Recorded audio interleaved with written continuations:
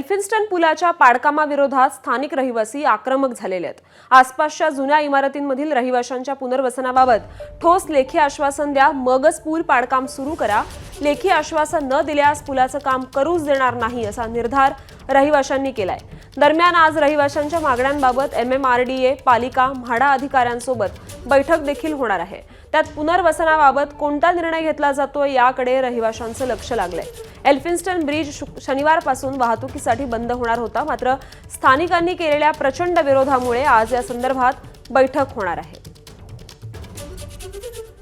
आणि या संदर्भात अधिक अपडेट्स देत आहेत आपले प्रतिनिधी अक्षय भाटकर। अक्षय,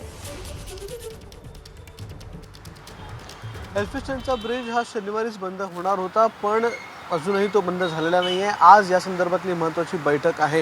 आता यामध्ये कळीचा मुद्दा काय आहे तर ज्या इमारतीमध्ये मी सध्या उभा आहे ती लक्ष्मी निवास ही इमारत आहे आणि याच्या बाजूला हाजी नुरानी ही इमारत आहे। या दोन इमारतींना सगळ्यात मोठा धोका आहे आणि हाजी नुरानी ही जी इमारत आहे त्यातल्या अनेक नागरिकांचं स्थलांतर करावं लागणार आहे।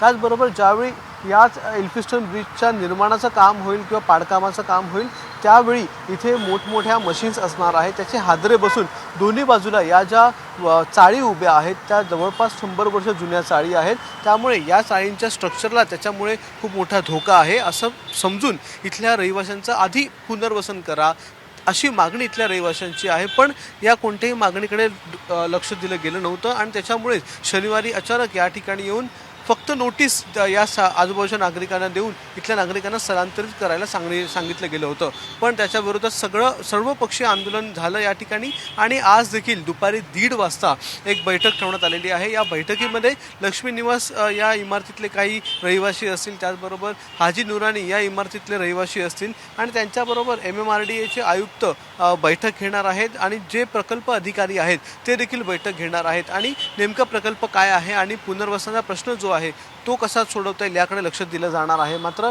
जोपर्यंत आम्हाला लेखी आश्वासन मिळत नाही तोपर्यंत पुलाचं पाडकाम हे सुरू होऊ देणार नाही असंच इथल्या आसपासच्या नागरिकांनी सांगितलेलं आहे। त्यामुळे हा प्रश्न आणखीन जटिल बनत चाललेला आहे। पुनर्वसनाचा मुद्दा खूप मोठा आहे। जर पुनर्वसन करायचं झालं तर त्यासाठी अधिकचा निधी लागणार आहे आणि तो निधी कुठून आणायचा। त्याचबरोबर इथल्या नागरिकांचं इथेच पुनर्वसन व्हावं, मुंबईच्या बाहेर आम्हाला पुनर्वसन आमचं करू नये अशी देखील मागणी इथल्या नागरिकांची आहे। त्यामुळे विश्वासात घेतल्याशिवाय हे काम जेव्हा सुरू केलं MMRDAने त्यावेळेपासून या नागरिकांचा विरोध सुरू झाला आणि तो विरोध आजपर्यंत कायम आहे आणि म्हणूनच आजही या पुलाचं काम सुरू झालेलं नाही आहे। आता पाहूयात आजच्या बैठकीमध्ये या संदर्भात काही तोडगा निघतो का। खरं, धन्यवाद अक्षय आपण दिलेल्या या सविस्तर माहितीसाठी। ABP माझा, उघडा डोळे बघा नीट।